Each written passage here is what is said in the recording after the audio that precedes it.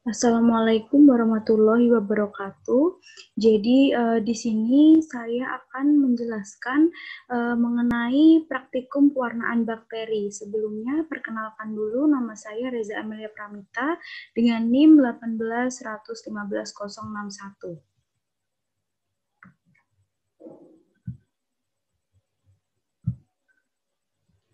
Jadi jenis pewarnaan bakteri itu ada dua, yaitu pewarnaan gram dan juga pewarnaan tahan asam atau yang biasa disebut Ziehl-Neelsen. Yang pertama untuk pewarnaan gram. Jadi tujuan dilakukan pewarnaan gram itu untuk melihat bentuk atau morfologi dari bakteri dan melihat reaksi atau sifat pewarnaan gram dari bakteri, di mana sifat kuman terhadap pewarnaan gram itu merupakan sifat yang penting karena untuk membantu determinasi suatu bakteri. Kalau bakteri gram positif itu berwarna ungu, sedangkan kalau bakteri gram negatif berwarna merah. Perbedaan yang menyebabkan terjadinya kedua hasil pewarnaan tersebut karena tebal tipisnya lapisan peptidoglikan dalam dinding sel, di mana bakteri yang gram positif itu mempunyai susunan dinding sel yang kompak dengan lapisan peptidoglikan yang terdiri dari 30 lapis, sehingga menyebabkan permeabilitas kurang dan kompleks kristal violetnya tidak bisa keluar. Kalau bakteri gram negatif, dia mempunyai lapisan peptidoglikan yang tipis, yaitu hanya 1-2 lapisan dan susunan dinding sel yang tidak kompak, di mana permeabilitas dinding sel lebih besar sehingga masih memungkinkan terlepasnya kompleks kristal violet. Nah, di sini ada alat-alat yang digunakan dalam pewarnaan gram. Di sini yang pertama ada objek gelas, lalu ada OC, ada pipet tetes, dan juga ada lampu bunsen. Lalu yang kelima ada rak preparat, dan yang keenam ada mikroskop. Nah, selanjutnya ada bahan-bahan yang diperlukan dalam pewarnaan gram. Yang pertama ada biakan bakteri A dan B pada agar miring. Yang kedua ada larutan air garam fisiologis. Lalu yang ketiga ada 1 set cat gram. Dan yang keempat ada minyak imersi.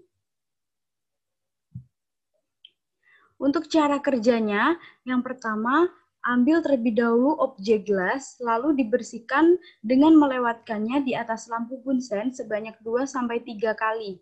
Selanjutnya, diberi tanda pada objek gelas masing-masing A dan B dengan spidol permanen atau dikasih label pada tepinya. Selanjutnya, gambar bentuk elips pada bagian bawah di tengah objek gelas sebagai panduan untuk meletakkan suspensi bakteri. Yang keempat, teteskan air garam fisiologis pada bagian tengah elips, yaitu pada bagian A dan juga pada bagian B. Lalu yang kelima, ambil 1 tetes OC, biakan bakteri, dan suspensikan dengan air garam fisiologis A dan B. Lalu yang keenam, buat preparat yang tipis dan rata dari bakteri A pada objek gelas A dan juga bakteri B pada objek gelas B dengan gerakan melingkar keluar dari penanda elips yang tadi sudah dibuat. Lalu yang ketujuh, keringkan preparat pada suhu kamar atau fiksasi dengan melewatkannya objek gelas di atas lampu bunsen. Untuk yang kedelapan, letakkan objek gelas di atas rak preparat dan tuangi dengan kristal violet dan biarkan selama 1-2 menit. Lalu yang kesembilan, buang zat warna dan cuci dengan air mengalir. Untuk yang ke-10, tetesi seluruh preparat dengan larutan Lugol dan biarkan selama 30 detik. Yang ke-11, buang larutan Lugol tadi dan juga, selanjutnya bilas preparat dengan air mengalir. Untuk yang ke-12, lunturkan preparat dengan alkohol 96% sampai zat warna luntur, lalu bilas dengan air mengalir. Selanjutnya, tetesi dengan zat warna kontras, yaitu larutan safranin, dan biarkan selama 2 menit. Lalu, buang zat warna dan cuci lagi dengan air yang mengalir. Yang ke-15, keringkan preparat dengan cara mengangin-anginkan.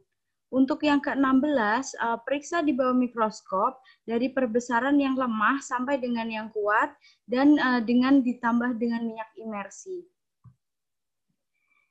Kita masuk ke pewarnaan tahan asam yang kedua tadi atau disebut Ziehl-Neelsen. Tujuannya untuk melihat sifat asam dari bakteri. Nah, kegunaan dari pewarnaan tahan asam ini itu untuk melihat atau mengamati bentuk-bentuk sel-sel bakteri yang tahan asam, di mana dengan pewarnaan ini akan berwarna merah, sedangkan bakteri lain akan berwarna biru. Nah, sifat tahan asam itu disebabkan karena terdapatnya asam mikolat yang terikat dalam dinding sel, di mana dinding sel bakteri tahan asam itu terdiri dari peptidoglikan, arabinogalaktan, dan juga lipid. Sedangkan 50% dari lipid ini adalah asam mikolat. Kita lanjut untuk alat yang dibutuhkan dalam pewarnaan tahan asam ini.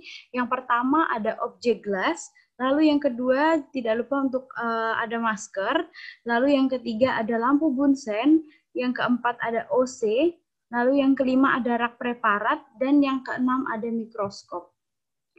Untuk bahan yang dibutuhkan, yang pertama ada biakan bakteri atau sputum, lalu yang kedua satu set cat BTA atau ZN, Ziehl-Neelsen, lalu yang ketiga ada minyak imersi.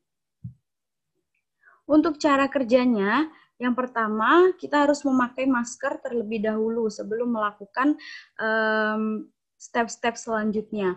Lalu yang kedua, kita ambil objek gelas, lalu dibersihkan dengan cara melewatkannya di atas lampu bunsen dan teteskan air garam fisiologis di tengah objek gelas yang telah dibuat. Lalu buat preparat yang tipis dan juga rata. Selanjutnya keringkan preparat pada suhu kamar dan fiksasi dengan melewatkannya di atas lampu bunsen. Yang kelima, letakkan objek gelas mendatar pada rak preparat, tuangi larutan karbol fusin sampai seluruh permukaan objek gelas tertutup.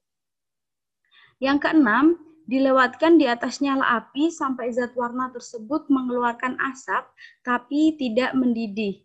Ulangi sebanyak 3 kali dan biarkan selama 5 menit. Untuk yang ketujuh, buang zat warna dan juga bilas preparat dengan air mengalir.